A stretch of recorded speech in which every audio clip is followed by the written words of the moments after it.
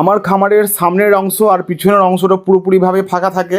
আমি আমার ভিডিওতে দেখিয়েছি যে পুরোপুরিভাবে ফাঁকা আছে, যেগুলোতে আম গাছ আছে, কাঁঠাল গাছ আছে, নারকেল গাছ আছে, লেবু গাছ আছে।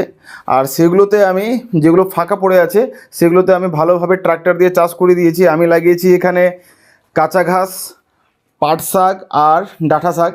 কারণ আমার ফার্মে আমি বলেছি বেশিরভাগ জিনিসই হচ্ছে বিক্রি করার জন্য, ঘাসটা বিক্রি করার জন্য না, ঘাসটা হচ্ছে আমার ফার্মের যেগুলো পশুগুলো আছে তাদের জন্য। কারণ বৃষ্টির আসার আগে তাদের খাবারের ব্যবস্থাটা আমাকে করতে হবে। আর এই যে জায়গাটা দেখতে পাচ্ছি, এই জায়গাটা হচ্ছে আমার ফার্মের পিছন দিকের, যেটা দিয়ে আমি বাড়ি থেকে আসা যাওয়া করি। আর সামনের যে কলা গাছের পিছনটা, সেটা হচ্ছে গিয়ে আমার ছোট্ট একটা পুকুর, যেটাতে বেশিরভাগ সময় জল থাকে না। বর্ষার সময় আবার জল থাকবে, আবার কিন্তু গরমের সময় আস্তে আস্তে আবার শুকিয়ে যাবে। প্রায় 3-4 মাস শুকনো পড়ে থাকে, যার ফলে আমার একটু হালকা লস হয়। কারণ এটাতে জল ভরার মতন আমার এখানে সেরকম কোনো জায়গা নেই। কারণ বাগানে মার্শাল বসানো আছে, সেখান দিয়ে জল দিতে গেলে খরচাটা অতিরিক্ত হয়ে যায়। তাই জন্য আমার এই পুকুরটা বেশিরভাগ সময় প্রায় 3 থেকে 4 মাস পুকুরটা শুকনো পড়ে থাকবে। তারপরে আবার যখন বৃষ্টি হবে তখন আবার পুকুরটা আমার ভরে যাবে।